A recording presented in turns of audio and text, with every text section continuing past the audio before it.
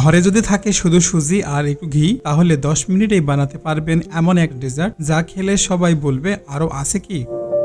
আজ দেখাবো একদম পারফেক্ট সুজির হালুয়া বরফি, না লেগে যাবে না দলা হবে। আসসালামু আলাইকুম, আরবিজিএল রেসিপিতে আপনাকে স্বাগতম।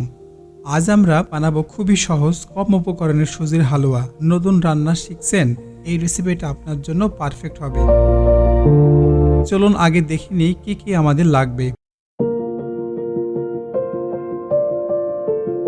1 কাপ চিনি, 3/4 কাপ পানি বা দুধ, 2 কাপ ঘি, 2 টেবিল চামচ, এলাচ 2 থেকে 4টা, কাজু বাদাম 4 থেকে 5টা, তার চেয়ে বেশি দিলে ভালো, কিশমিশ সবচেয়ে বেশি নেবেন 20 থেকে 30টা।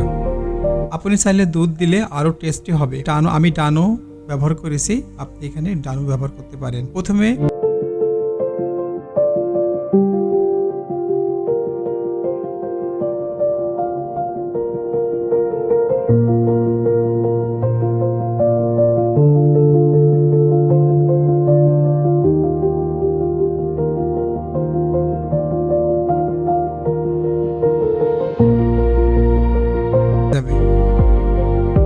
অন্য পাত্রে আমি গরম করে নিয়েছি দুধ, চিনি আর এলাচ দিয়ে ফুটিয়ে নিব। চিনি পুরো গলে গেলে বুঝবেন সিরাপটি রেডি হয়ে গেছে।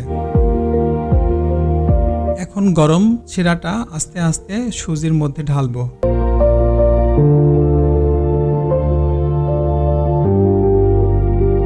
প্রথমে প্যানে ঘি গরম করে নিব, এরপরে সুজি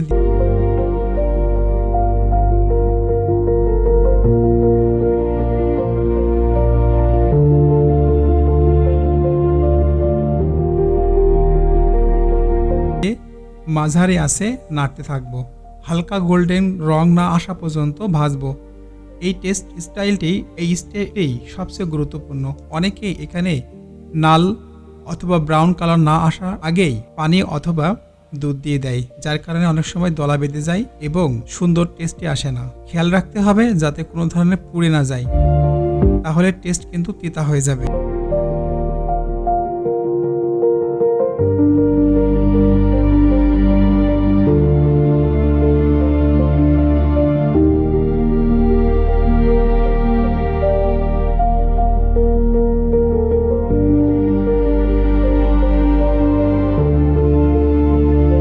সময়টা সাবধানে নাড়তে হবে, না হলে দলা হয়ে যাবে। এক হাতে ঢালবেন আর এক হাতে নাড়বেন। আমি তাই করছি। 5 থেকে 6 মিনিট এভাবে নাড়ব। দেখবেন মিশ্রণটা প্যান থেকে ছেড়ে আসছে, এটাই পারফেক্ট টেক্সচার।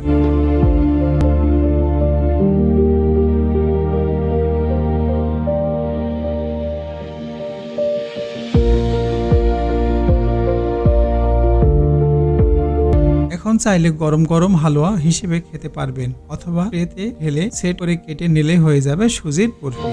আমি একটা প্লেটে সাজিয়ে নিয়েছি, এটা আমি অন্য একটা পাত্রে কেটে নিব, কারণ এখান থেকে হ্যান্ড ওভার করলে সুন্দর দেখতে ভালো লাগবে।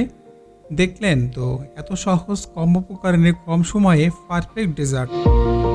ভিডিওটা ভালো লাগলে অবশ্যই লাইক দেবেন, কমেন্ট করবেন, শেয়ার করবেন এবং বন্ধুদের সাথে জানাতে ভুল করবেন না। আর এমন আরও সহজ রেসিপির জন্য সাবস্ক্রাইব করে সাথে থাকুন। রান্নার স্বাদ কিন্তু একটু একটু করে বদলে যেতে পারে। আপনার টেস্ট চিনি বা ঘি অ্যাডভেঞ্চার করতে পারেন। 10 মিনিটে সুজির হালুয়া, কম উপকরণের সুজির বরফি 10 মিনিটে শেষ।